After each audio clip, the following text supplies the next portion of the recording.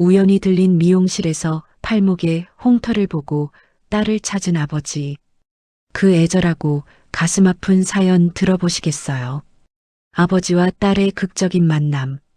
딸은 나를 낳아준 아버지와 나를 키워준 양부모 사이에서 갈등이 있었으나 그 갈등을 견디고 부모의 참사랑을 찾아가는 이야기입니다.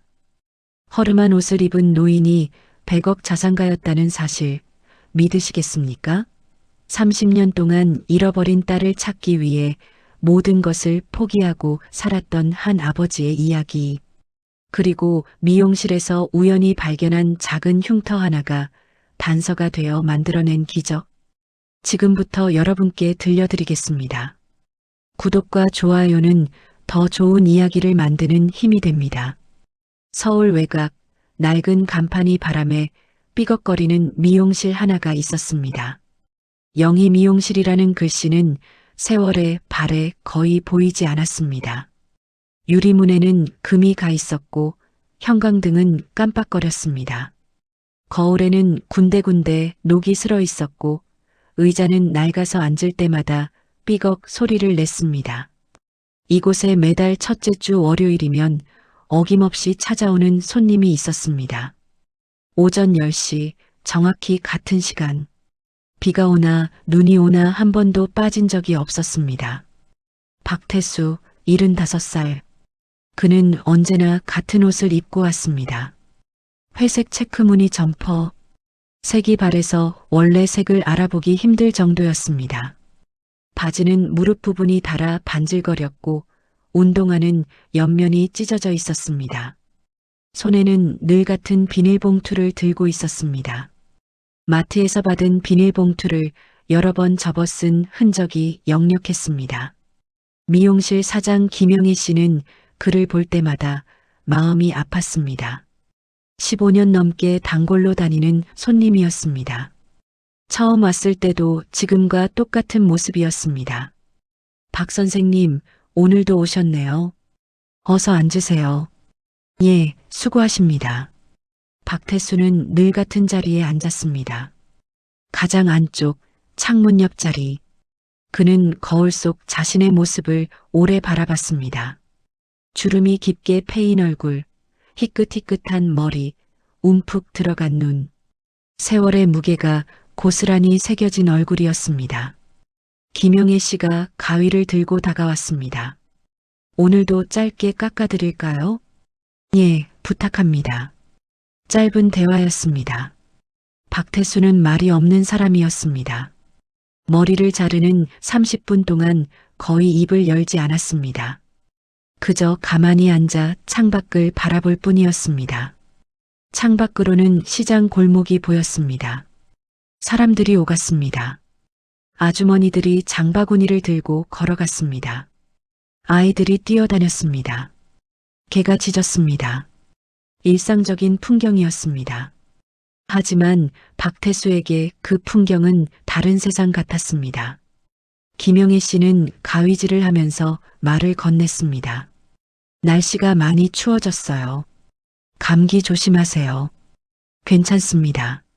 그 점퍼 하나로는 추우실 텐데. 새 옷 좀 사 입으세요. 아직 입을 만합니다. 하지만 괜찮습니다. 더 이상 말하지 않았습니다. 김영애 씨는 한숨을 삼켰습니다. 매번 같은 대화였습니다. 그녀는 박태수가 형편이 어려운 노인이라고 생각했습니다. 그래서 가끔 머리값을 깎아주곤 했습니다. 오늘은 8,000원만 주세요. 아닙니다. 10,000원 드려야죠. 박태수는 정확히 10,000원을 냈습니다. 한 푼도 덜 내지 않았고 한 푼도 더 내지 않았습니다. 그는 지갑에서 낡은 10,000원짜리를 꺼냈습니다. 지갑도 오래되어 가죽이 다 벗겨진 상태였습니다. 하지만 아무도 몰랐습니다. 그 낡은 지갑 주인의 통장에 98억 원이 잠들어 있다는 사실을요. 박태수는 숨은 백만장자였습니다.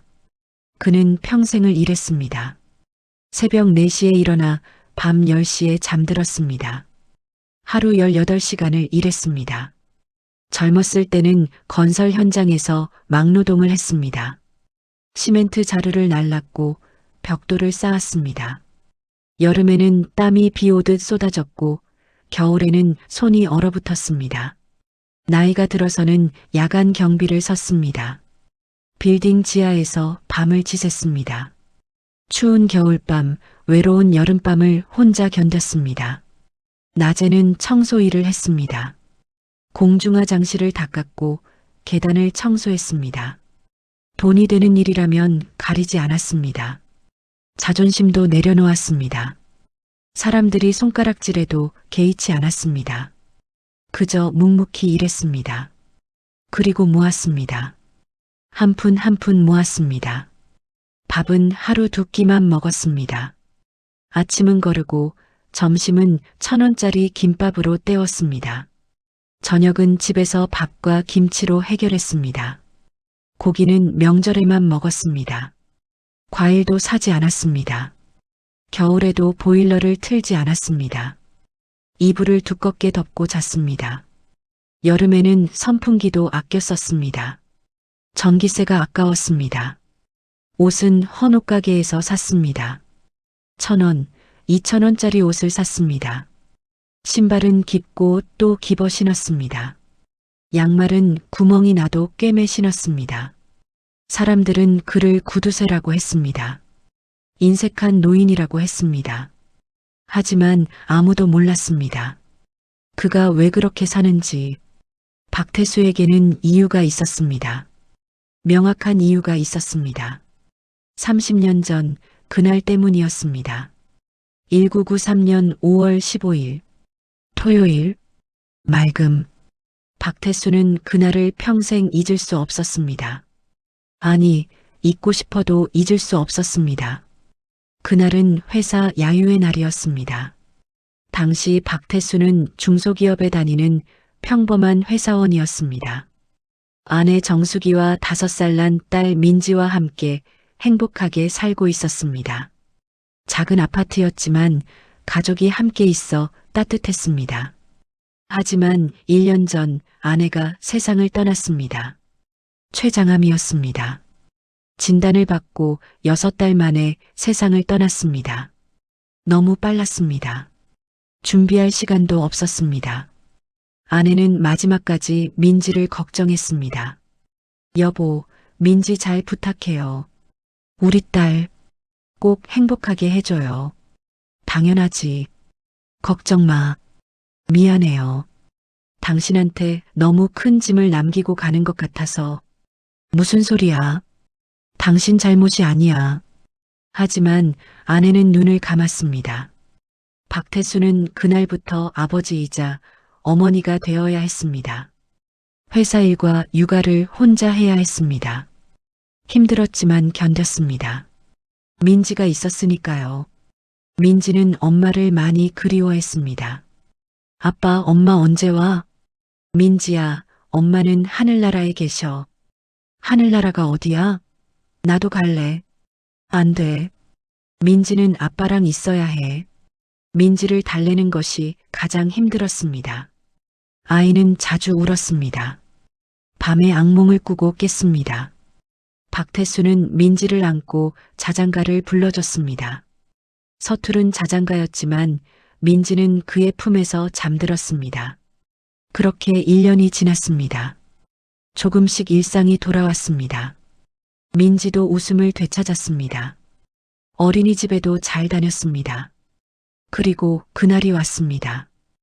회사 야유의 날. 박태수는 민지를 데리고 가기로 했습니다. 혼자 집에 둘 수 없었습니다. 동료들도 괜찮다고 했습니다. 형님, 애 데리고 오세요. 우리 애들도 가는데 뭐. 그래도 되겠습니까? 당연하죠. 걱정 마세요. 그날 아침 민지가 말했습니다. 아빠, 나 분홍색 원피스 입고 싶어. 그래, 입자. 박태수는 아내가 사줬던 분홍색 원피스를 꺼냈습니다. 민지가 제일 좋아하던 옷이었습니다. 레이스가 달린 예쁜 원피스였습니다. 아빠, 나 예쁘지? 민지가 빙글빙글 돌았습니다. 박태수는 웃었습니다. 그럼 우리 민지가 제일 예쁘지. 엄마가 사준 거야. 엄마가 하늘에서 보고 있을까? 당연하지. 엄마가 지금 웃고 계실 거야. 민지는 환하게 웃었습니다. 박태수는 그 웃음을 카메라에 담았습니다. 마지막 사진이었습니다. 야유회 장소는 서울 근교 공원이었습니다.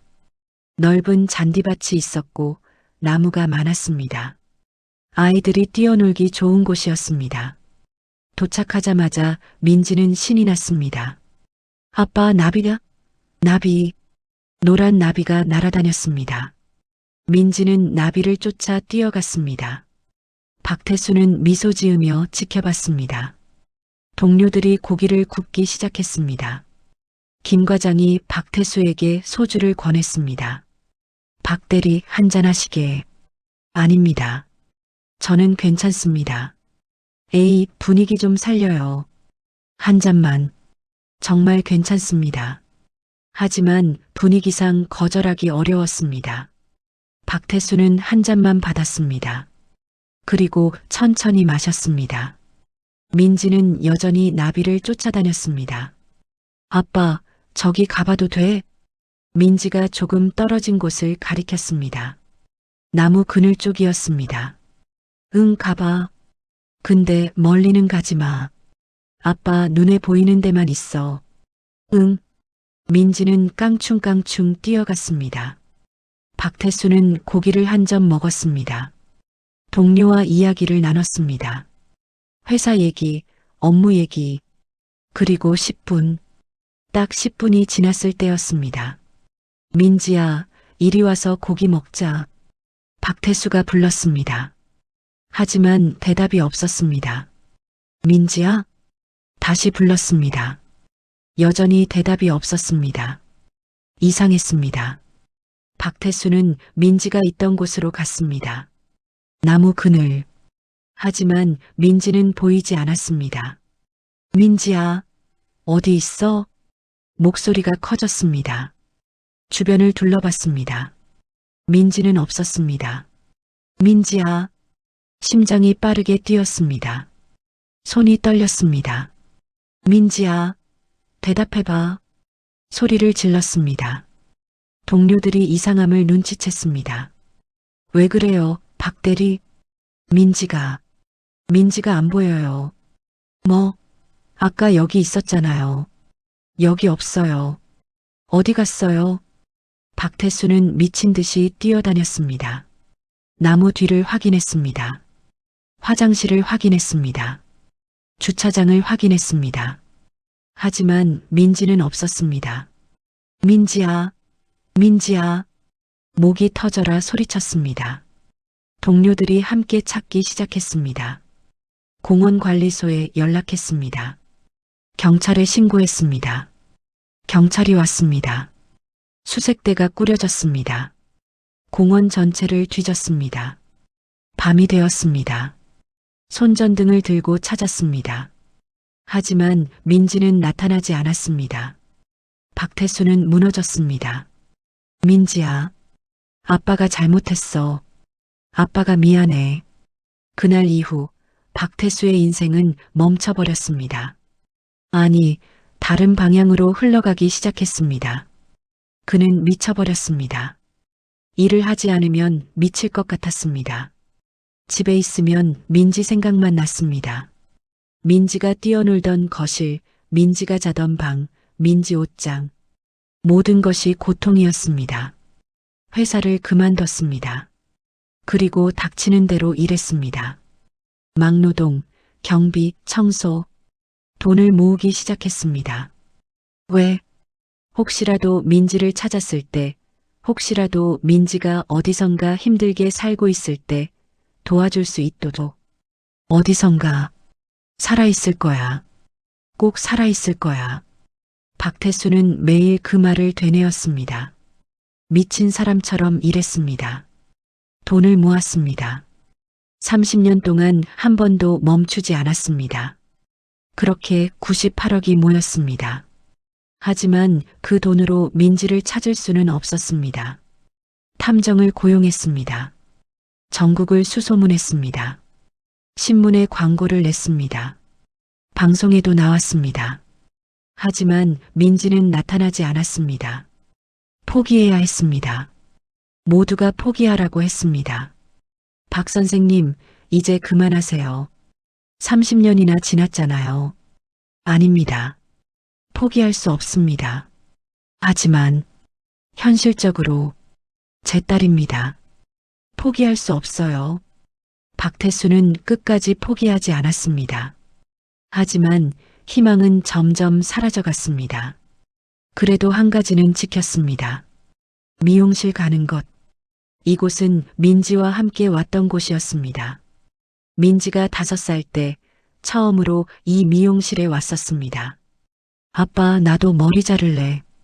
그래, 우리 민지 머리 예쁘게 자르자. 민지는 의자에 앉아 거울을 보며 깔깔 웃었습니다.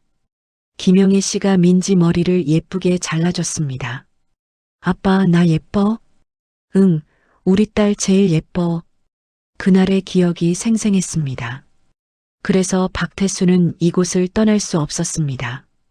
혹시 민지가 기억하고 이곳에 올지도 모른다는 희망. 그 희망을 버릴 수 없었습니다. 오늘도 박태수는 미용실 의자에 앉아 창밖을 바라봤습니다. 거리를 오가는 사람들, 젊은 여자들, 노인들, 아이들. 그는 혹시나 하는 마음으로 모든 얼굴을 살폈습니다. 혹시 민지가 지나가지는 않을까? 혹시 어디선가 민지를 볼 수 있지 않을까? 하지만 오늘도 민지는 없었습니다. 박태수는 한숨을 쉬었습니다. 그의 눈가에 주름이 더 깊게 패였습니다. 그때였습니다. 사장님, 저 왔어요. 밝은 목소리가 들렸습니다. 젊은 여자였습니다. 30대 초반으로 보였습니다. 아, 수아야. 왔구나. 오늘부터 출근이지? 네, 열심히 할게요. 김영애 씨가 웃으며 말했습니다. 이분이 새로 들어온 우리 수아. 수아야, 인사드려. 우리 단골 손님이셔. 수아가 박태수를 보며 고개를 숙였습니다. 안녕하세요. 오늘부터 여기서 일하게 된 수아입니다. 잘 부탁드립니다. 박태수는 고개를 끄덕였습니다. 그리고 다시 창밖을 바라봤습니다. 하지만 그는 몰랐습니다. 지금 자신 앞에 선 이 여자가 30년 동안 찾아 헤맨 바로 그 사람이라는 것을.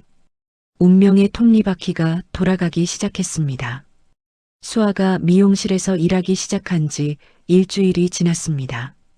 그녀는 성실했습니다. 아침 일찍 출근해서 미용실을 청소했습니다. 거울을 닦고 바닥을 쓸었습니다. 김영애 사장은 만족했습니다. 수아야, 내가 와서 정말 다행이다. 감사합니다, 사장님. 열심히 배울게요. 수아는 미용 기술이 아직 서툴렀습니다. 손이 떨렸고 가위질이 정확하지 않았습니다. 하지만 배우려는 의지는 강했습니다. 퇴근 후에도 연습용 마네킹으로 머리를 자르는 연습을 했습니다. 그녀에게는 절실함이 있었습니다. 32살, 이제는 제대로 된 직업을 가져야 했습니다. 이곳저곳 아르바이트만 하다가 이제야 정식으로 미용 기술을 배우기 시작했습니다. 늦었지만 포기할 수 없었습니다. 수아는 입양하였습니다. 생후 5년경 고아원에서 입양되었다고 들었습니다. 그 이전 기억은 없었습니다. 양부모는 그녀를 사랑으로 키웠습니다. 대학까지 보내주려 했지만 경제적으로 어려워졌습니다. 수아는 고등학교 졸업 후 바로 일을 시작했습니다. 양아버지는 작은 식당을 운영했습니다. IMF 때 직장을 잃고 시작한 일이었습니다. 양어머니는 식당 일을 도왔습니다. 두 분 모두 허리가 안 좋았습니다. 수아는 빨리 자립해서 부모님을 도와드리고 싶었습니다. 그날도 수아는 평소처럼 출근했습니다. 월요일 아침 9시 30분. 김영희 사장이 말했습니다. 수아야, 오늘 박 선생님 오시는 날이야. 10시쯤 오실 거야. 네, 알겠습니다. 조심해서 해드려. 단골 중에 제일 오래된 분이셔. 네, 최선을 다할게요. 수아는 긴장했습니다. 손님 머리를 자르는 것이 아직 익숙하지 않았습니다. 연습용 마네킹과 실제 사람은 달랐습니다. 살아있는 사람의 머리는 움직였고 숨을 쉬었고 반응했습니다. 10시 정각 박태수가 들어왔습니다. 언제나처럼 낡은 점퍼를 입고 비닐봉투를 들고 있었습니다. 그는 늘 앉던 자리에 앉았습니다. 박 선생님, 어서 오세요. 김영애 사장이 반갑게 인사했습니다. 하지만 그날따라 그녀는 급한 일이 있었습니다. 딸이 학교에서 다쳤다는 연락을 받은 것입니다. 박 선생님, 죄송한데 오늘 수아가 해드려도 될까요? 제가 급한 일이 생겨서. 박태수는 잠시 망설였습니다. 하지만 고개를 끄덕였습니다. 괜찮습니다. 어서 다녀오세요. 정말 죄송해요. 수아야, 잘 부탁해. 네, 사장님. 걱정 마세요. 김영희 사장은 급히 나갔습니다. 미용실에는 박태수와 수아만 남았습니다. 수아는 더 긴장했습니다. 손이 떨렸습니다. 편하게 앉으세요. 제가 잘 모셔드릴게요. 수아는 가위와 빗을 들었습니다. 박태수의 머리를 빗기 시작했습니다. 머리카락이 성글었습니다. 나이가 많은 분이었습니다. 조심해야 했습니다. 가위를 들었습니다. 조심스럽게 자르기 시작했습니다. 첫 번째, 두 번째, 세 번째, 천천히 잘라나갔습니다. 박태수는 움직이지 않고 창밖만 바라봤습니다.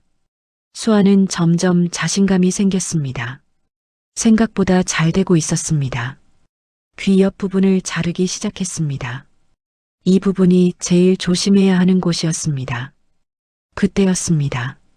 밖에서 큰 소리가 났습니다. 오토바이가 급브레이크를 밟는 소리였습니다. 수아는 깜짝 놀라 손이 흔들렸습니다. 가위 끝이 박태수의 귓불을 스쳤습니다. 날카로운 통증, 피가 배어 나왔습니다. 죄송해요. 정말 죄송합니다. 수아는 당황해서 손을 떨었습니다. 가위를 떨어뜨릴 뻔했습니다. 얼굴이 하얘졌습니다. 박태수는 귀를 만졌습니다. 손에 피가 묻어 나왔습니다. 그의 얼굴이 굳어졌습니다. 이게 뭐 하는 거야? 목소리가 컸습니다. 화가 난 목소리였습니다. 죄송합니다.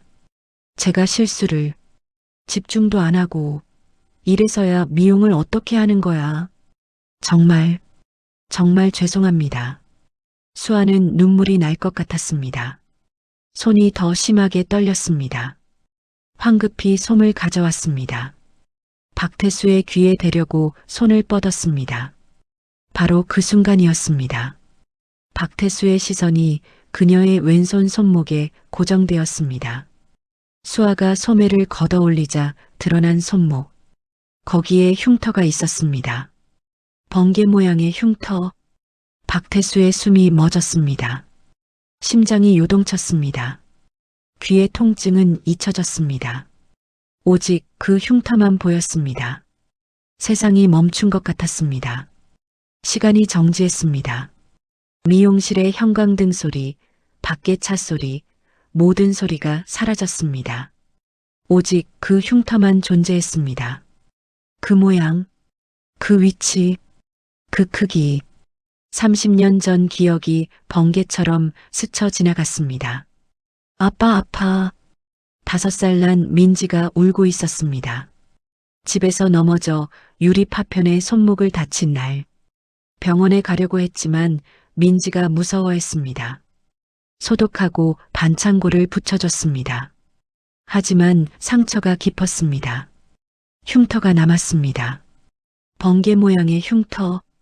박태수는 그 흉터를 평생 기억했습니다. 민지를 찾을 수 있는 유일한 단서였습니다. 경찰에게도 말했습니다. 방송에 나갈 때도 말했습니다. 제 딸 왼손 손목에 번개 모양 흉터가 있습니다. 하지만 아무도 나타나지 않았습니다. 30년 동안.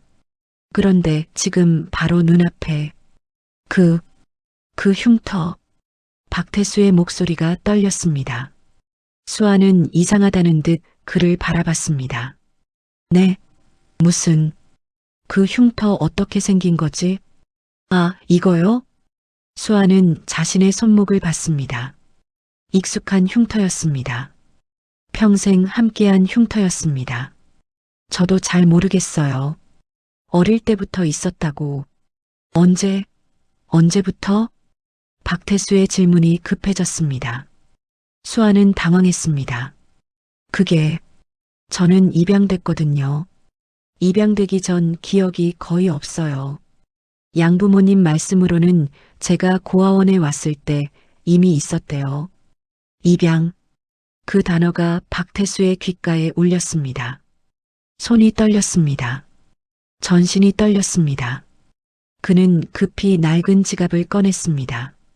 지갑 안쪽 30년 동안 한 번도 꺼내지 않은 곳에 사진이 있었습니다.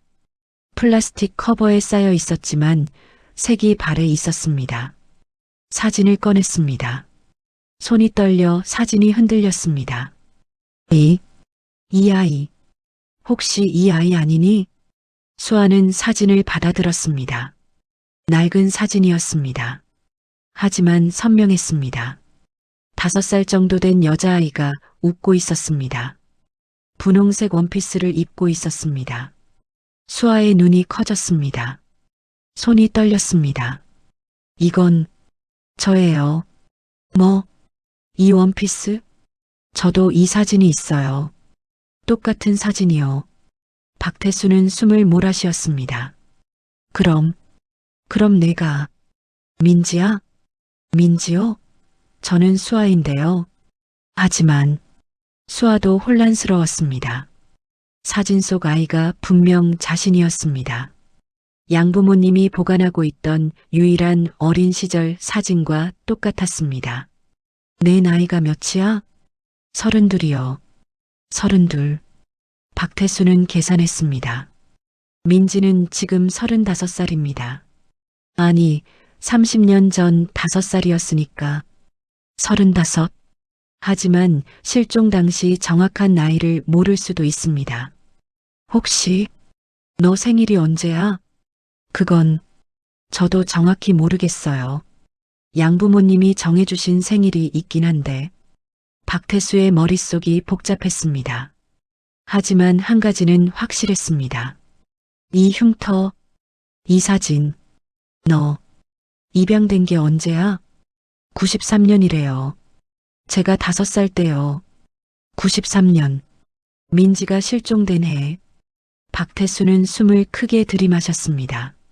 눈물이 나올 것 같았습니다. 하지만 참았습니다. 확신할 수 없었습니다. 그냥 우연일 수도 있었습니다.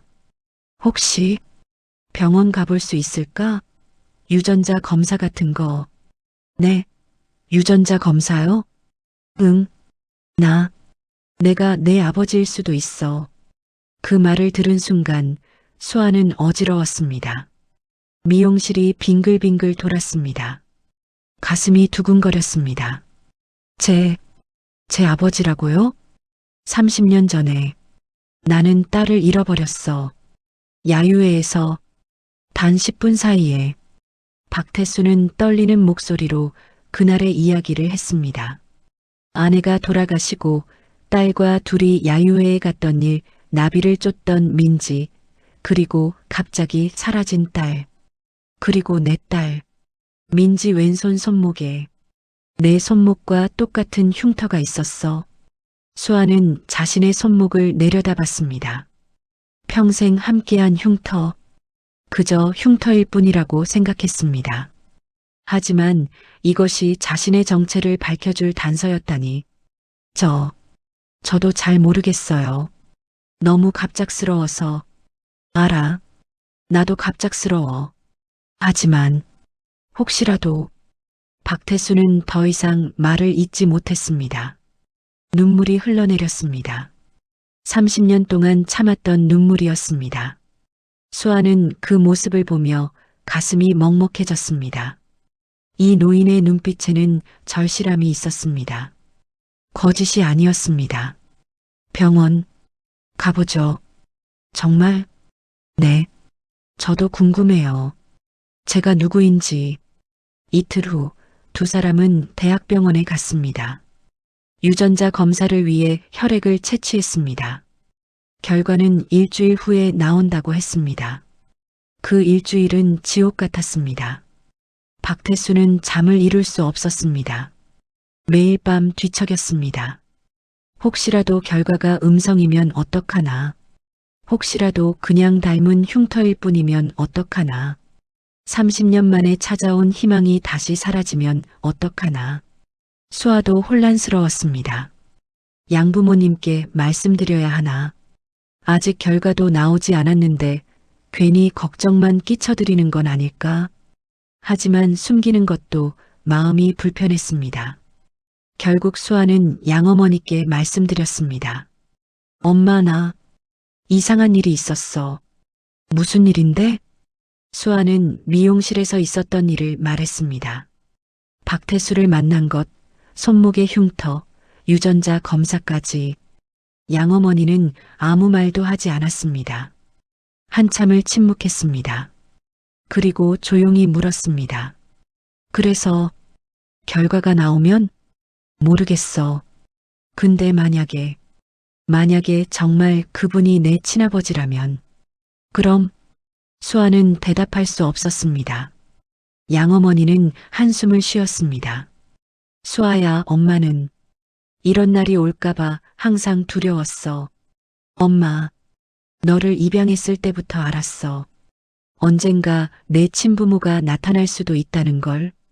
그때 너를 놓쳐야 할 수도 있다는 걸. 아니야, 엄마. 나는 절대. 괜찮아. 엄마 알아. 하지만 양어머니의 목소리는 떨리고 있었습니다. 수아는 어머니를 안았습니다. 두 사람 모두 울었습니다. 일주일 후 결과가 나왔습니다. 박태수와 수아는 병원 상담실에 마주 앉았습니다. 의사가 서류를 들고 들어왔습니다. 검사 결과 나왔습니다. 박태수는 숨을 참았습니다. 수아는 손을 꽉 쥐었습니다. 친자 확률이 짧은 침묵 99.99%입니다. 생물학적 친부녀 관계가 확실합니다. 세상이 멈췄습니다. 박태수는 그 자리에서 무너졌습니다. 의자에서 미끄러져 내렸습니다. 바닥에 주저앉았습니다. 울음이 터져 나왔습니다. 민지야, 민지야, 정말 내가 민지구나. 30년, 1950일, 46만 8천 시간. 그 긴 시간 동안 기다렸습니다. 찾았습니다. 포기하지 않았습니다. 그리고 마침내, 미안해. 아빠가 미안해. 너를 잃어버려서 미안해. 박태수는 바닥에 엎드려 울었습니다. 평생 쌓였던 죄책감이 눈물로 쏟아져 나왔습니다. 수아는 그 모습을 보며 눈물을 닦았습니다. 슬펐습니다. 하지만 동시에 혼란스러웠습니다. 저 노인이 자신의 친아버지라니, 30년 동안 자신을 찾았다니. 하지만 자신에게는 이미 부모가 있었습니다. 30년 가까이 함께한 양부모님이 있었습니다. 어떻게 해야 할까? 누구를 선택해야 할까? 아니, 선택해야 하는 걸까? 수아는 알 수 없었습니다. 다만 한 가지는 확실했습니다. 앞으로의 인생이 결코 쉽지 않을 거라는 것. 그리고 누군가는 상처받을 거라는 것. 수아는 병원을 나서며 하늘을 올려다봤습니다. 구름이 빠르게 흘러갔습니다. 마치 자신의 마음처럼. 뒤에서 박태수가 따라왔습니다. 수아야. 아니, 민지야. 수아는 돌아봤습니다. 박태수는 조심스럽게 물었습니다. 나를 아빠라고 불러줄 수 있니? 그 질문에 수아는 대답할 수 없었습니다. 입이 떨어지지 않았습니다. 미안했습니다. 하지만 아직은 아니었습니다. 죄송해요.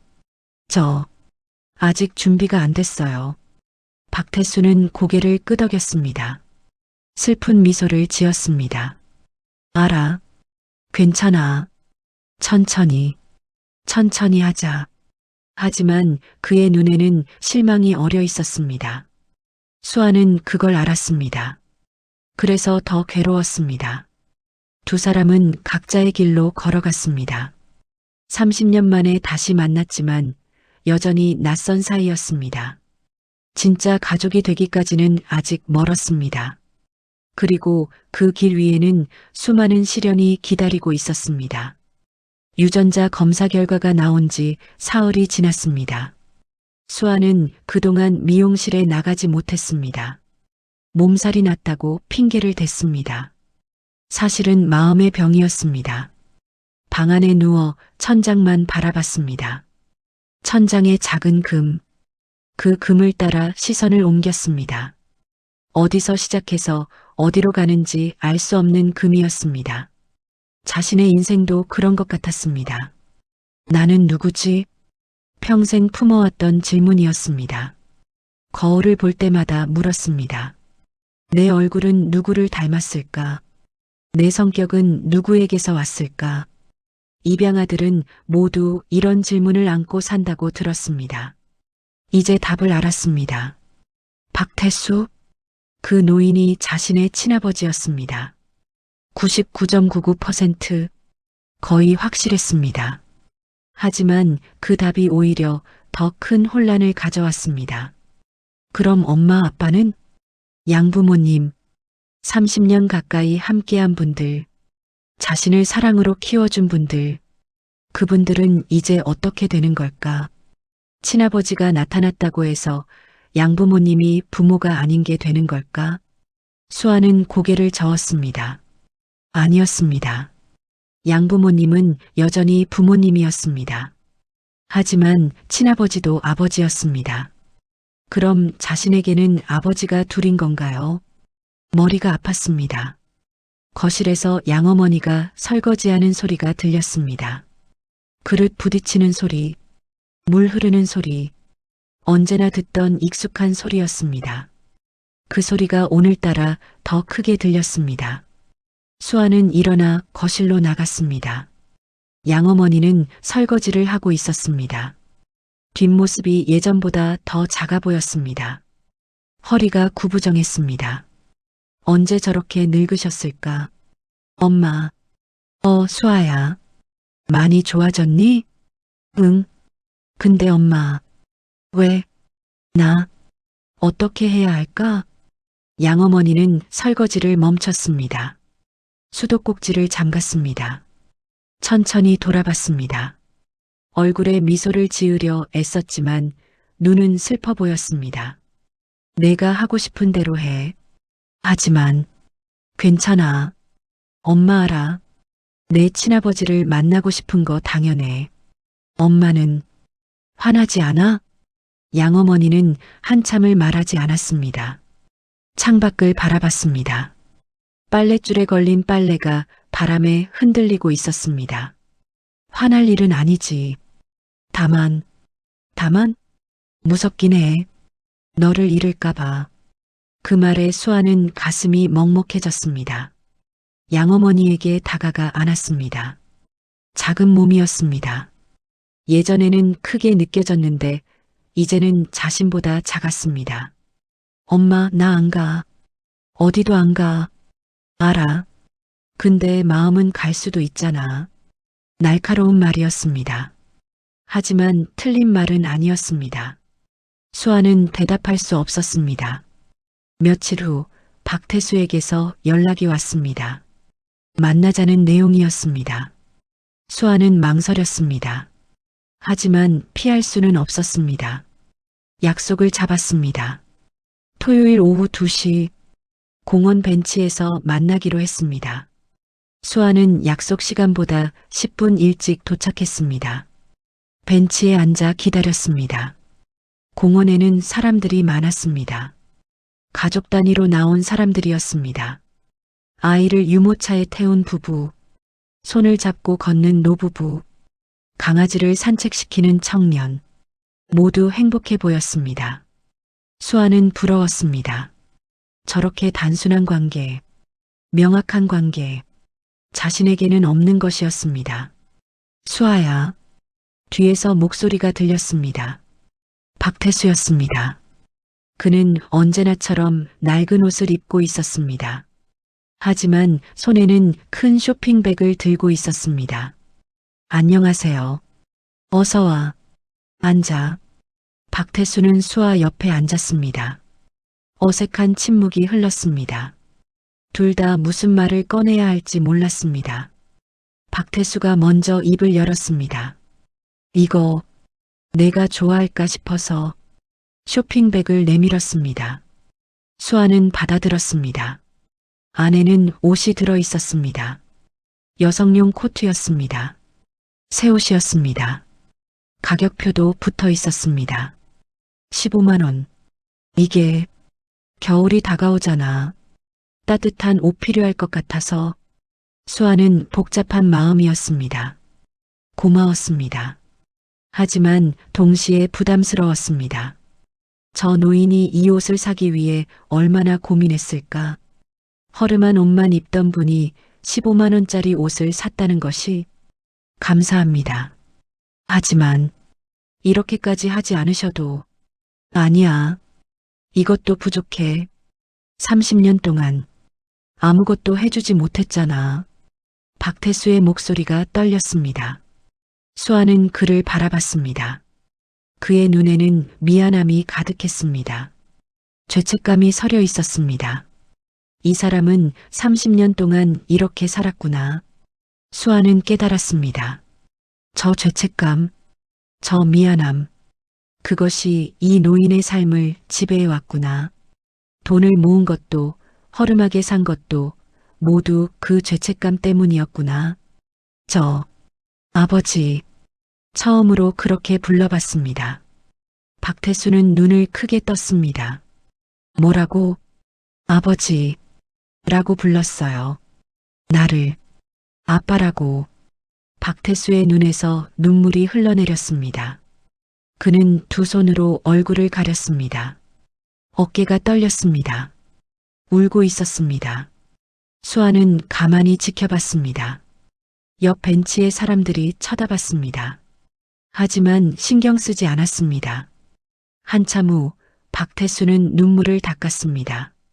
고맙다. 정말 고맙다. 천만에요. 나 너한테 해주고 싶은 게 많아. 밥도 사주고 싶고 좋은 데도 데려가고 싶고. 아버지, 저는 괜찮아요. 그런 거 안 해주셔도 돼요.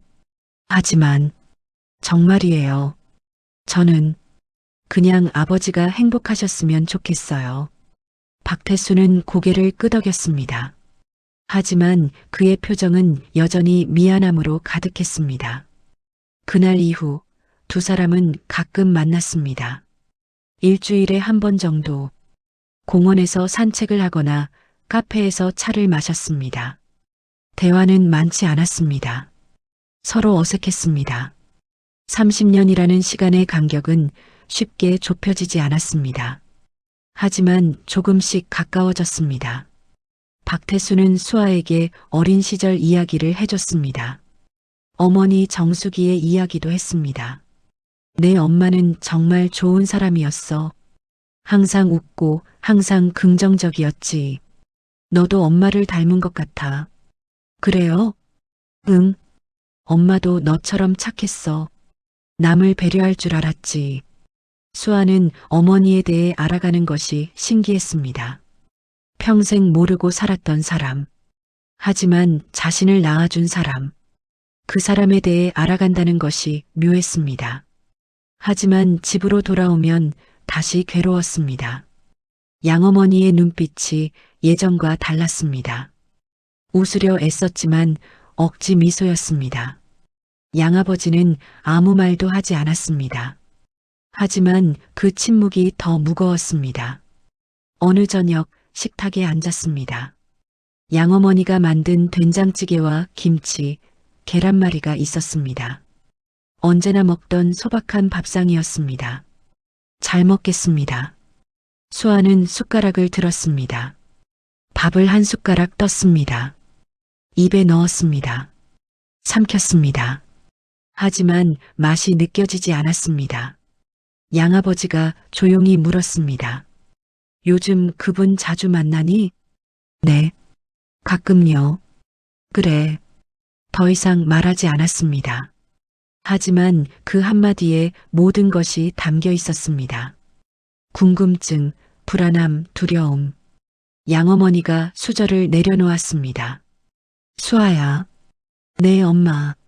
엄마가 이기적인 거 아는데. 무슨 소리예요? 그래도 말할게. 너무 자주 만나지는 마. 우리도 내가 필요해. 그 말이 수아의 가슴을 찔렀습니다. 양어머니의 목소리에는 간절함이 있었습니다. 자신을 잃을까봐 두려워하는 간절함. 엄마, 나 어디 안 가. 계속 여기 있을 거야. 지금은 그렇게 생각해도 나중에는 모르잖아. 무슨, 그분이 돈도 많다며? 너한테 좋은 것도 사주고 좋은 데도 데려가고. 우리는 그런 거 해줄 수 없어. 우리는 가난해. 엄마, 그게 중요한 게 아니잖아. 내가 그렇게 생각해도 세상은 달라. 돈이 있으면 사람이 달라져. 수아는 반박하고 싶었습니다. 하지만 할 수 없었습니다. 양어머니의 눈에는 두려움이 가득했습니다. 평생 가난하게 살아온 사람의 두려움. 자식을 잃을 수도 있다는 두려움. 식사는 침묵 속에 끝났습니다. 수아는 방으로 들어와 문을 닫았습니다. 침대에 앉아 고개를 숙였습니다. 나는 어떻게 해야 하지? 친아버지와 양부모 사이에서 균형을 잡아야 했습니다. 하지만 그것은 불가능했습니다. 한쪽에 기울면 다른 쪽이 상처받았습니다. 차라리 박태수를 만나지 말까? 그런 생각도 했습니다. 하지만 그것도 잔인했습니다. 30년 만에 딸을 찾은 노인에게 다시 등을 돌리는 것이었습니다. 그럼 양부모님과 거리를 둘까? 그것은 더욱 불가능했습니다. 자신을 키워준 분들이었습니다. 은혜를 저버릴 수 없었습니다. 수아는 베개에 얼굴을 묻었습니다. 울음이 터져 나왔습니다. 조용히 울었습니다. 양부모님이 들을까봐 소리를 죽였습니다. 그렇게 몇 주가 지났습니다. 수아는 점점 지쳐갔습니다. 미용실에서 일할 때도 집중이 안 됐습니다. 실수가 잦아졌습니다. 김영희 사장이 걱정했습니다. 수아야, 무슨 일 있니? 요즘 안색이 안 좋아. 아니에요. 괜찮아요. 괜찮지 않아 보이는데. 힘들면 쉬어도 돼. 괜찮아요. 일하는 게 낫지 뭐. 일할 때만이라도 다른 생각을 하지 않을 수 있었습니다. 손님의 머리를 자를 때, 가위질에 집중할 때, 그때만큼은 복잡한 생각에서 벗어날 수 있었습니다. 그러던 어느 날 예상치 못한 일이 벌어졌습니다. 미용실에 낯선 남자가 들어왔습니다. 40대 정도로 보이는 남자였습니다. 양복을 입고 있었습니다. 정장 차림이 어딘가 어색했습니다. 수아 씨 계십니까? 네, 저인데요. 처음 뵙겠습니다. 제가 박태수 선생님 일로 찾아왔습니다. 수아는 순간 긴장했습니다. 무슨 일이세요? 여기서 얘기하기 그러니 밖에서 잠깐 얘기 좀 할까요? 지금 일하는 중이라 5분만 시간 내주시면 됩니다. 중요한 얘기라서요. 수아는 김영희 사장을 쳐다봤습니다. 사장이 고개를 끄덕였습니다. 수아는 남자를 따라 밖으로 나갔습니다. 미용실 앞 벤치에 앉았습니다. 남자는 명함을 꺼냈습니다. 재산관리 컨설팅이라고 적혀 있었습니다. 수아 씨, 혹시 박태수 선생님이 얼마나 많은 재산을 가지고 계신지 아십니까? 그건 잘 모르겠는데요. 약 100억 원입니다. 수아는 눈을 크게 떴습니다. 100억? 그 허름한 옷을 입던 노인이? 제가 오늘 온 이유는요. 그 재산 상속 문제 때문입니다. 상속이요? 네. 박 선생님 연세가 이제 75이십니다. 언제 무슨 일이 있을지 모르죠. 미리 정리해 두시는 게 좋습니다. 세금 문제도 있고요. 남자는 서류를 꺼냈습니다. 여기 보시면 상속세가 얼마나 나오는지 계산되어 있습니다. 지금 정리 안 하시면 나중에 큰 손해를 보십니다. 수아는 서류를 보지 않았습니다. 남자를 똑바로 쳐다봤습니다. 제가 왜 이걸 봐야 하죠? 수아 씨가 유일한 상속인이시잖아요. 저는 그런 거 관심 없어요. 하지만 돌아가 주세요. 저는 그런 얘기 듣고 싶지 않아요. 수아는 일어섰습니다. 남자가 황급히 붙잡았습니다. 잠깐만요. 이건 수아 씨를 위한. 손 떼세요. 수아는 남자의 손을 뿌리쳤습니다. 미용실로 들어갔습니다. 문을 닫았습니다. 숨이 가빠졌습니다. 100억이라고? 믿기지 않았습니다. 그 노인이 그렇게 많은 돈을 가지고 있었다니. 하지만 동시에 이해가 됐습니다. 30년 동안 일만 하고 아껴가며 살았다면 가능한 일이었습니다. 그럼 사람들이, 수아는 소름이 돋았습니다. 박태수의 재산을 노리는 사람들이 나타날 것입니다. 이미 나타났습니다. 지금 그 남자처럼. 그날 저녁 수아는 박태수에게 전화를 걸었습니다. 아버지, 오늘 이상한 사람이 저를 찾아왔어요. 뭐? 무슨 사람? 수아는 오늘 있었던 일을 말했습니다. 박태수는 한숨을 쉬었습니다. 미안하다. 내 때문에. 아니에요. 근데 아버지, 정말 그렇게 많은 돈이 있으세요? 응. 30년 동안 모았어. 너를 찾았을 때 도와줄 수 있게. 하지만 이제 이상한 사람들이 계속 나타날 거예요. 알아. 걱정하지 마. 내가 조심할게. 아버지도 조심하세요. 사기 당하시면 안 돼요. 응. 고맙다, 수아야. 전화를 끊고 수아는 한숨을 쉬었습니다. 걱정이 되었습니다. 박태수는 순진했습니다. 평생 일만 하고 산 사람이었습니다. 사람을 의심할 줄 몰랐습니다. 누가 아버지를 지켜줘야 하는데 그 순간 수아는 깨달았습니다. 자신이 해야 한다는 것을, 친아버지를 지켜야 한다는 것을. 하지만 그러기 위해서는 양부모님과 더 멀어져야 했습니다. 박태수와 더 가까워져야 했습니다. 나는 어떻게 해야 하지? 답은 여전히 없었습니다. 다만 한 가지는 확실했습니다. 앞으로 더 힘든 일들이 기다리고 있다는 것, 그리고 선택의 순간이 다가오고 있다는 것. 수아는 창밖을 바라봤습니다. 달이 떠 있었습니다. 반쪽짜리 달이었습니다. 마치 자신의 마음처럼 반쪽만 차 있는 달. 언제쯤 보름달이 될 수 있을까? 언제쯤 온전해질 수 있을까? 수아는 알 수 없었습니다. 재산 컨설턴트가 나타난 이후 이상한 일들이 연달아 벌어졌습니다. 박태수에게 전화가 오기 시작했습니다. 모르는 번호였습니다. 받으면 친절한 목소리가 들렸습니다. 박 선생님, 투자 상담 받아보실 생각 없으십니까? 아닙니다. 끊었습니다. 하지만 또 걸려왔습니다. 다른 번호였습니다. 선생님, 요즘 부동산 시장이 좋습니다. 좋은 매물이 필요 없습니다. 또 끊었습니다. 하루에 5통, 6통씩 걸려왔습니다. 박태수는 전화기를 꺼버렸습니다. 하지만 전화만이 아니었습니다. 어느 날 저녁 박태수의 집 앞에 낯선 남자가 서 있었습니다. 50대 정도로 보이는 남자였습니다. 웃으며 손을 흔들었습니다. 형님, 나 기억 못 하시겠어요? 박태수는 기억나지 않았습니다. 누구십니까? 아이고, 형님. 나야 나. 최철수. 30년 전에 같이 일했잖아요. 최철수? 그래요. 기억 안 나세요?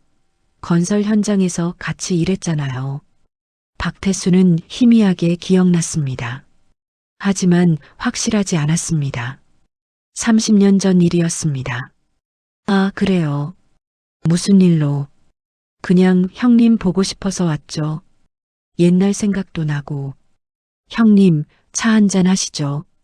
박태수는 거절하고 싶었습니다. 하지만 거절하기 어려웠습니다. 옛날 인연이라고 하니 무작정 쫓아낼 수도 없었습니다. 근처 카페에 갔습니다. 최철수는 계속 웃었습니다. 옛날 이야기를 했습니다. 하지만 박태수는 대부분 기억나지 않았습니다. 한참 후 최철수는 본론을 꺼냈습니다. 형님, 사실은요. 제가 요즘 사업을 하나 하는데. 사업이요? 네. 식당이요. 형님도 아시잖아요. 요즘 경기가 어떤지. 자금이 좀 필요해서요. 박태수는 알았습니다. 돈을 빌리러 온 것이었습니다. 얼마나 필요하신데요? 1,000만 원만. 아니, 500만 원만이라도. 죄송합니다. 저도 여유가 없어서요. 형님, 나 진짜 급해요. 형님이 도와주시면 꼭 갚을게요. 정말 죄송합니다. 박태수는 일어섰습니다. 최철수가 팔을 붙잡았습니다. 형님, 돈 많다는 거 다 알아요. 100억 있다면서요? 박태수는 숨이 멎었습니다. 어떻게? 소문났어요. 다들 알아요. 그러니까 500만 원쯤이야. 손 놓으세요. 형님. 박태수는 팔을 뿌리치고 카페를 나왔습니다. 심장이 빠르게 뛰었습니다. 숨이 가빠졌습니다. 어떻게 다들 알지? 집으로 돌아오는 길, 누군가 따라오는 느낌이 들었습니다. 뒤를 돌아봤습니다. 아무도 없었습니다. 하지만 불안했습니다. 현관문을 열고 들어왔습니다. 신발을 벗었습니다. 불을 켰습니다. 그 순간 놀라셨죠? 거실 소파에 누군가 앉아 있었습니다. 40대 남자였습니다. 양복을 입고 있었습니다. 수아에게 갔던 그 재산 컨설턴트였습니다. 어떻게 여기에? 문이 잠겨 있지 않더라고요. 들어와서 기다렸습니다. 나가세요. 안 그러면 경찰 부를 겁니다. 경찰이요? 그러시려면 하세요. 하지만 제 얘기 좀 들어보시죠. 남자는 서류를 꺼냈습니다. 테이블 위에 펼쳤습니다. 박 선생님, 지금 상속세 얼마나 나오는지 아십니까? 나가라고 했습니다. 50억입니다. 딸한테 100억 물려주면 50억이 세금으로 나가요. 하지만 지금 제대로 정리하시면 듣기 싫습니다. 박태수는 전화기를 들었습니다. 911을 누르려고 했습니다. 남자가 재빨리 다가와 전화기를 빼앗았습니다. 선생님, 왜 이러십니까? 제가 선생님 도우려고 온 건데. 도움 필요 없어요. 나가세요. 선생님 딸 수아 씨죠? 그 여자 진짜 선생님 딸 맞습니까? 뭐라고요? DNA 검사 결과 조작할 수 있어요. 요즘 세상에 뭐든 다 되거든요. 당신 지금 무슨 소리를. 그 여자가 선생님 재산 노리고 꾸민 거 아닙니까? 생각해 보세요. 30년 만에 우연히 만났다? 그게 말이 됩니까? 박태수는 화가 치밀었습니다. 당장 나가. 목소리가 컸습니다. 남자는 웃었습니다. 비웃는 웃음이었습니다. 알겠습니다. 가죠. 하지만 나중에 후회하실 겁니다. 그 여자한테 다 뺏기면 그때 가서 후회해도 늦어요. 남자는 서류를 챙겼습니다. 천천히 현관으로 걸어갔습니다. 문 앞에서 돌아봤습니다. 아, 참. 그 여자 양부모도 수상해요. 가난한 사람들이 갑자기 부자 만나면 어떻게 될 것 같아요? 당연히 돈 놀이죠. 나가. 박태수는 소리를 질렀습니다. 남자는 나갔습니다. 문이 닫혔습니다. 박태수는 주저앉았습니다. 온몸이 떨렸습니다. 화도 났고 무섭기도 했습니다. 수아가 날 속인 걸까? 아니었습니다. 그럴 리 없었습니다. DNA 검사 결과가 있었습니다. 손목에 흉터도 있었습니다. 사진도 똑같았습니다. 하지만 남자의 말이 머릿속을 맴돌았습니다. 우연히 만났다는 게 말이 될까? 박태수는 고개를 저었습니다. 의심하고 싶지 않았습니다. 하지만 의심이 자꾸 고개를 들었습니다. 그날 밤 박태수는 잠을 이루지 못했습니다. 다음 날 더 큰 일이 벌어졌습니다. 수아에게 전화가 걸려왔습니다. 낯선 여자 목소리였습니다. 수아 씨죠? 네, 그런데요. 제 남편이 박태수 씨 조카입니다. 상속 문제 때문에 연락드렸어요. 죄송하지만 우리도 상속권이 있어요. 수아 씨만 받을 수 없어요. 무슨 말씀이신지 모르겠는데요. 법적으로 따지면 우리도 권리가 있다고요. 변호사 선임했어요. 법정에서 봅시다. 전화가 끊겼습니다. 수아는 어이가 없었습니다. 조카? 상속권? 무슨 소리인지 이해할 수 없었습니다. 그날 오후 미용실로 또 다른 사람이 찾아왔습니다. 60대 여자였습니다. 수아 씨 맞죠? 네. 나는 박태수 씨 사촌 누나예요. 옛날에 태수 많이 도와줬어요. 그런데 이제 태수가 부자 됐다며? 저는 우리 집도 어려워요. 태수한테 좀 도와달라고 전해줘요. 제가 그런 걸 전할 입장이. 아니, 딸이잖아요. 딸이 얘기하면 되죠. 3천만 원만. 아니, 2천만 원만이라도. 수아는 숨이 막혔습니다. 죄송하지만 저는 그런 얘기 전할 수 없어요. 왜요? 가족끼리 도와야죠. 저는 박태수 씨와 그런 관계가 아니에요. 딸이잖아요.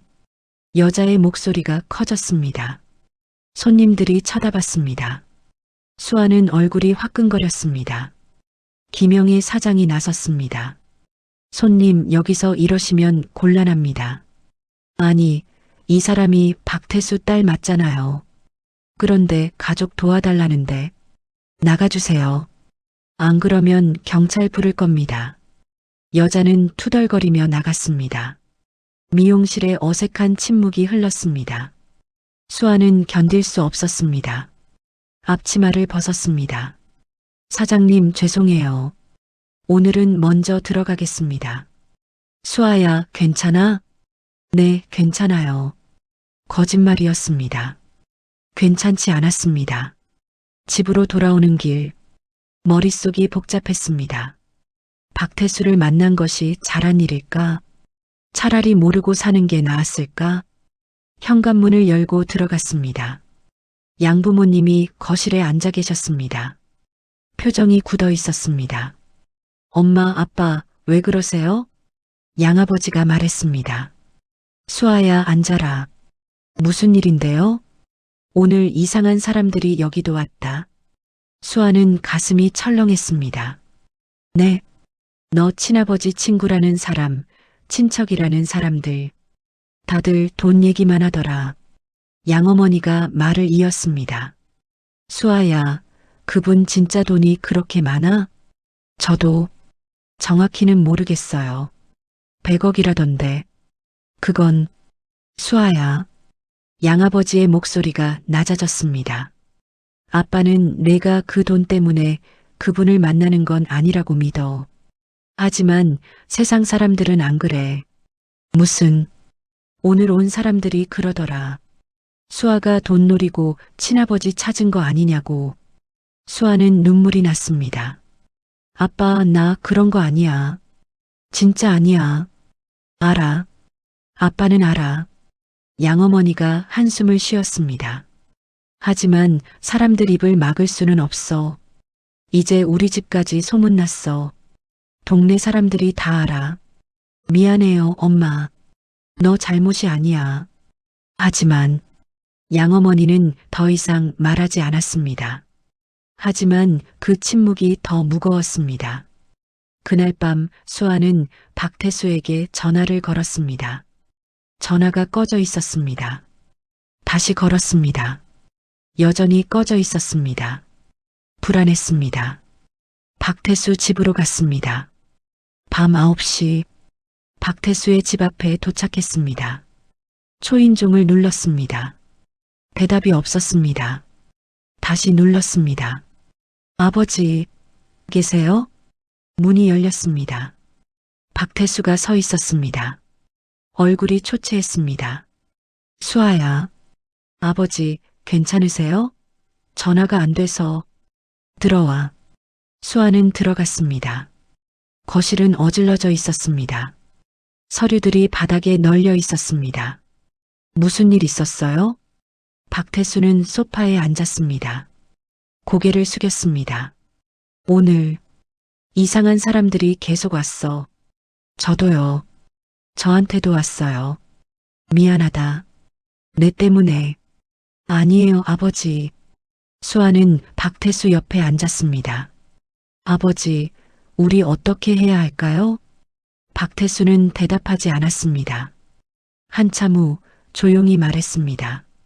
수아야, 내가 너한테 물어볼 게 있어. 네, 말씀하세요. 너 정말 내 딸 맞지? 수아는 숨이 멎었습니다. 네, 무슨 말씀이세요? 아니, 그러니까 DNA 검사 결과가 확실한 거 맞지? 당연하죠. 아버지가 직접 보셨잖아요. 그래, 그렇지. 하지만 박태수의 목소리에는 확신이 없었습니다. 수아는 깨달았습니다. 아버지, 혹시 저를 의심하세요? 아니야, 그게 아니라. 누가 그런 말을 했어요? 제가 아버지 돈 노리고 접근했다고요? 박태수는 고개를 들지 못했습니다. 침묵이 답이었습니다. 수아는 눈물이 쏟아졌습니다. 아버지, 저는 한 번도 그런 생각 해본 적 없어요. 돈 같은 거 관심 없어요. 알아. 모르시잖아요. 아버지가 저를 의심하면 저는 어떡해요? 미안해, 수아야. 미안하다고 다 해요? 저는 진짜 아버지 딸이에요. 30년 만에 찾은 딸이에요. 수아는 소리를 질렀습니다. 평생 이렇게 소리 질러 본 적이 없었습니다. 하지만 참을 수 없었습니다. 박태수는 울고 있었습니다. 미안해. 정말 미안해. 저도 힘들어요. 양부모님도 힘들어하세요. 동네에 소문나서 창피해하세요. 그래도 참았어요. 아버지 때문에. 아버지가 30년 동안 저를 찾았다니까 감동했어요. 그래서 아버지를 만나려고 했어요. 알아. 근데 아버지가 저를 의심하면 전 어떡해요? 수아는 주저앉아 울었습니다. 박태수도 울었습니다. 두 사람은 같은 공간에 있었지만 너무 멀었습니다. 한참 후 박태수가 말했습니다. 수아야, 아빠가 잘못했어. 미안해. 사람들 말에 흔들렸어. 내가 약했어. 아버지, 너는 내 딸이야. 내가 30년 동안 찾던 딸이야. 그걸 의심하면 안 되는데. 박태수는 수아의 손을 잡았습니다. 흉터가 있는 왼손을. 이 흉터, 이건 내가 만든 거야. 내가 5살 때 유리에 다쳐서 생긴 거야. 이게 증거야. 네, 미안해. 다시는 의심 안 할게. 수아는 고개를 끄덕였습니다. 하지만 마음은 여전히 아팠습니다. 아버지, 우리 어떻게 해야 해요? 이상한 사람들이 계속 나타나는데. 모르겠어. 나도 모르겠어. 두 사람은 답을 찾을 수 없었습니다. 다만 한 가지는 확실했습니다. 이 싸움은 이제 시작이라는 것. 그리고 더 큰 시련이 기다리고 있다는 것. 밖에서 바람이 불었습니다. 창문이 흔들렸습니다. 마치 경고하는 것처럼. 그날 밤 이후 일주일이 지났습니다. 수아는 박태수를 만나지 않았습니다. 전화도 받지 않았습니다. 마음을 정리할 시간이 필요했습니다. 박태수도 연락하지 않았습니다. 아마도 그도 시간이 필요했을 것입니다. 미용실 일은 계속했습니다. 손님의 머리를 자르고 샴푸를 하고 드라이를 했습니다. 기계적으로 움직였습니다. 손은 움직였지만 마음은 어딘가 다른 곳에 있었습니다. 김영애 사장은 걱정스러운 눈빛으로 수아를 바라봤습니다. 하지만 아무 말도 하지 않았습니다. 그저 가끔 어깨를 토닥여줄 뿐이었습니다. 그것만으로도 위로가 되었습니다. 집에서도 마찬가지였습니다. 양부모님은 조심스러웠습니다.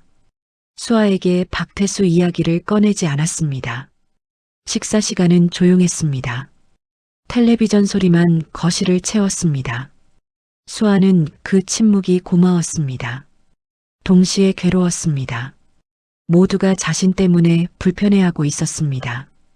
자신 때문에 평화로운 일상이 깨졌습니다. 어느 날 저녁 수아는 혼자 공원을 걸었습니다. 날씨가 쌀쌀했습니다. 겨울이 다가오고 있었습니다. 나뭇잎은 거의 다 떨어졌습니다. 앙상한 가지만 남았습니다. 벤치에 앉았습니다. 박태수와 처음 만났던 그 벤치였습니다. 한 달 전 일이었습니다. 하지만 1년 전 일처럼 느껴졌습니다. 나는 무엇을 원했던 걸까? 수아는 자신에게 물었습니다. 친아버지를 만나서 무엇을 얻고 싶었던 걸까? 돈? 아니었습니다. 단 한 번도 돈을 생각해 본 적 없었습니다. 그럼 무엇? 사랑? 인정? 뿌리? 아마도 전부였을 것입니다. 평생 품어왔던 질문에 대한 답. 나는 누구인가? 어디서 왔는가? 누구를 닮았는가? 이제 답을 알았습니다. 박태수의 딸, 민지. 30년 전 공원에서 사라진 아이. 하지만 그 답이 생각보다 무거웠습니다. 답을 알게 되면서 잃어버린 것들이 있었습니다. 평화로운 일상, 단순한 관계, 양부모님과의 편안함. 만나지 않았으면 더 좋았을까? 수아는 고개를 저었습니다. 아니었습니다. 만난 것은 기적이었습니다. 30년 만의 재회, 운명이었습니다. 후회는 없었습니다. 다만 아팠을 뿐이었습니다. 핸드폰이 울렸습니다. 박태수였습니다. 수아는 한참을 망설였습니다. 받을까 말까? 손가락이 떨렸습니다. 결국 받았습니다. 여보세요. 수아야. 나야. 네. 지금 시간 있니? 만날 수 있을까? 수아는 주변을 둘러봤습니다. 공원은 텅 비어 있었습니다. 가로등 불빛만 희미하게 벤치를 비추고 있었습니다. 저 지금 공원에 있어요. 우리 처음 만났던 곳이요. 나도 지금 가까이 있어. 갈게. 10분 후 박태수가 나타났습니다. 그는 코트를 입고 있었습니다. 새 코트였습니다. 낡은 점퍼가 아니었습니다. 수아가 준 선물을 입고 온 것일까? 박태수는 수아 옆에 앉았습니다. 둘 다 말하지 않았습니다. 침묵이 흘렀습니다. 하지만 불편한 침묵은 아니었습니다. 한참 후 박태수가 입을 열었습니다. 수아야, 아빠가 결심했어. 네. 양부모님께 찾아가려고. 제대로 인사드리려고. 수아는 박태수를 바라봤습니다. 그의 얼굴에는 결연함이 있었습니다. 같이 가도 될까? 수아는 고개를 끄덕였습니다. 사흘 후, 토요일 오후, 박태수와 수아는 양부모님 집을 찾아갔습니다. 박태수는 손에 선물 상자를 들고 있었습니다. 한과 세트였습니다. 초인종을 눌렀습니다. 양어머니가 문을 열었습니다. 수아를 보고 반가워하다가 박태수를 보고는 표정이 굳었습니다. 엄마, 이분이. 알아. 들어오세요. 거실에 들어갔습니다. 양아버지도 나왔습니다. 네 사람은 서로 마주보고 앉았습니다. 공기가 무거웠습니다. 박태수가 먼저 말했습니다. 처음 뵙겠습니다. 저는 박태수입니다. 알고 있습니다. 양아버지의 목소리는 차가웠습니다. 박태수는 고개를 숙였습니다. 수아를, 아니, 민지를 30년 가까이 키워주셔서 정말 감사합니다. 양부모님은 대답하지 않았습니다. 박태수는 더 깊이 고개를 숙였습니다. 제가 30년 전에 딸을 잃어버렸습니다. 단 10분 눈을 돌린 사이에 사라졌습니다. 그날부터 저는 죽은 사람처럼 살았습니다. 박태수의 목소리가 떨렸습니다. 돈만 모았습니다. 혹시라도 딸을 찾으면 도와줄 수 있게. 하지만 정작 딸을 사람으로 키운 건 두 분이십니다. 양어머니의 눈가가 붉어졌습니다. 양아버지는 여전히 표정이 굳어 있었습니다. 저는 아버지 자격이 없습니다. 딸을 지키지 못했으니까요. 두 분이 진짜 부모님이십니다. 박태수는 자리에서 일어났습니다. 그리고 무릎을 꿇었습니다. 큰 절을 했습니다. 감사합니다. 정말 감사합니다. 양아버지가 황급히 박태수를 붙들었습니다. 이러지 마십시오. 일어나세요. 저는 자격이 없습니다. 당신도 피해자입니다. 딸을 잃어버린 건 당신 잘못이 아니잖아요. 양아버지의 목소리가 부드러워졌습니다. 박태수는 천천히 일어났습니다. 세 사람의 눈에는 모두 눈물이 고여 있었습니다. 양어머니가 말했습니다. 우리도 사실은 두려웠어요. 언젠가 친부모님이 나타나실까봐. 수아가 우리를 떠날까봐 무서웠어요. 우리는 수아 없이는 살 수 없거든요. 알고 있습니다. 저도 마찬가지입니다. 긴 침묵이 흘렀습니다. 하지만 이번 침묵은 따뜻했습니다. 수아가 말했습니다. 엄마, 아빠, 그리고 아버지, 제가 드릴 말씀이 있어요. 세 사람이 수아를 바라봤습니다. 저는 이제 부모님이 세 분이에요. 양어머니가 놀란 표정을 지었습니다. 수아야, 엄마, 아빠, 두 분은 저를 사람으로 키워주셨어요. 사랑을 가르쳐 주셨어요. 두 분이 없었으면 지금의 저도 없어요. 수아는 박태수를 바라봤습니다. 아버지는 30년 동안 저를 기억해 주셨어요. 단 한 번도 포기하지 않으셨어요. 그 마음도 사랑이에요. 수아의 목소리가 떨렸습니다. 저는 누구 하나를 선택할 수 없어요. 모두 제 인생에 꼭 필요한 분들이에요. 세 분 모두 제 부모님이에요. 박태수가 울었습니다. 양부모님도 울었습니다. 수아도 울었습니다. 그날 네 사람은 오래도록 이야기를 나눴습니다. 30년의 시간, 각자의 아픔, 그리고 수아에 대한 사랑. 해가 지고 어둠이 내렸습니다. 하지만 거실은 따뜻했습니다. 그 이후로 일상은 천천히 변화했습니다.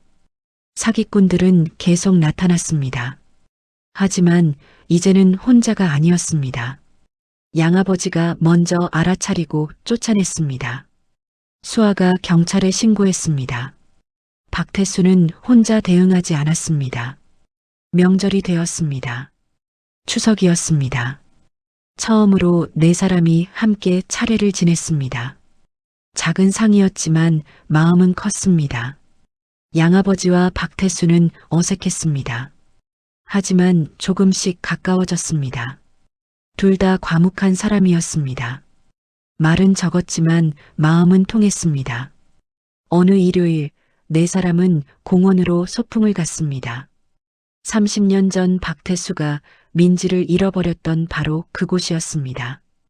박태수는 처음에 거부했습니다. 난 그곳에 갈 수 없어. 하지만 수아가 말했습니다. 아버지, 이제 괜찮아요. 저 여기 있잖아요. 공원에 도착했습니다. 가을 햇살이 따스했습니다. 나뭇잎이 노랗고 빨갛게 물들어 있었습니다. 박태수는 벤치에 앉았습니다. 숨을 깊이 들이마셨습니다. 눈을 감았습니다. 30년 전 그날이 떠올랐습니다. 분홍색 원피스를 입은 민지, 나비를 쫓던 민지, 그리고 사라진 민지. 하지만 이제 달랐습니다. 수아가 옆에 앉았습니다. 그의 손을 잡았습니다. 흉터가 있는 그 손을. 아버지, 이제 저 안 사라져요. 박태수는 눈을 떴습니다. 수아가 웃고 있었습니다. 양부모님도 옆에 서서 미소 짓고 있었습니다. 박태수는 고개를 들어 하늘을 바라봤습니다. 구름 한 점 없는 맑은 하늘이었습니다. 여보, 우리 딸 찾았소. 그리고 좋은 분들을 만났소. 마음속으로 아내에게 말했습니다. 이제야 나도 진짜 아버지가 된 것 같소. 눈물이 흘러내렸습니다. 하지만 슬픈 눈물은 아니었습니다. 그날 저녁 네 사람은 양부모님 집에서 함께 저녁을 먹었습니다. 양어머니가 만든 소박한 밥상이었습니다. 된장찌개, 김치, 계란말이. 박태수는 한 숟가락 떠서 입에 넣었습니다. 천천히 씹었습니다. 맛있었습니다. 오랜만에 제대로 된 식사 같았습니다. 맛있습니다. 양어머니가 웃었습니다. 많이 드세요. 더 있어요. 따뜻한 밥상이었습니다. 따뜻한 대화가 오갔습니다. 웃음소리가 퍼졌습니다. 수아는 그 모습을 보며 생각했습니다. 이게 가족이구나. 피로 이어진 것만이 가족은 아니었습니다. 사랑으로 이어진 것도 가족이었습니다. 시간으로 이어진 것도 가족이었습니다. 3명의 부모, 1명의 딸, 이상한 가족이었습니다. 하지만 이것도 가족이었습니다. 며칠 후 박태수는 결심했습니다. 자신의 재산 일부를 양부모님께 드리기로 했습니다. 식당 운영이 힘들다는 것을 알았습니다. 허리도 안 좋으시다는 것을 알았습니다. 하지만 양부모님은 거절했습니다. 저희는 괜찮습니다. 하지만 수아를 키운 건 돈 때문이 아니었어요. 사랑 때문이었어요. 박태수는 고개를 끄덕였습니다. 알고 있었습니다. 하지만 보답하고 싶었습니다. 그럼 제가 식당 일을 도와드리면 안 될까요? 양아버지가 놀란 표정을 지었습니다. 당신이요? 네. 저도 가족이니까요. 그날부터 박태수는 일주일에 2번 식당에 나갔습니다. 설거지를 하고 청소를 했습니다. 손님이 많을 때는 서빙도 도왔습니다. 처음에는 서툴렀습니다. 하지만 점점 익숙해졌습니다. 양아버지와 함께 일하며 조금씩 가까워졌습니다. 어느 날 저녁 일을 마치고 둘이 앉아 맥주를 한잔 했습니다. 박 선생님, 네, 고맙습니다. 도와주셔서. 아닙니다. 제가 더 감사하죠. 수아가 좋은 아이죠? 네, 정말 좋은 아이예요. 다 2분 덕분입니다. 양아버지는 웃었습니다. 박태수도 웃었습니다. 그날 밤 박태수는 오랜만에 편히 잠들었습니다. 악몽도 없었습니다. 대신 꿈을 꿨습니다. 아내 정수기가 나타났습니다. 웃고 있었습니다. 여보, 잘했어요. 정말 잘했어요. 여보, 우리 민지 잘 컸네요. 예쁘게 컸어요. 응, 좋은 분들을 만났어. 당신도 이제 행복해져요. 더 이상 아파하지 말아요. 정수기가 손을 흔들며 멀어졌습니다. 박태수는 손을 뻗었습니다. 하지만 닿지 않았습니다. 꿈에서 깼습니다. 새벽이었습니다. 창밖으로 첫 햇살이 들어왔습니다. 박태수는 일어나 창문을 열었습니다. 차가운 공기가 들어왔습니다. 하지만 상쾌했습니다. 이제 진짜 살아야겠다. 30년 동안 죄책감으로 살았습니다. 하지만 이제는 달랐습니다. 딸을 찾았습니다. 가족을 얻었습니다.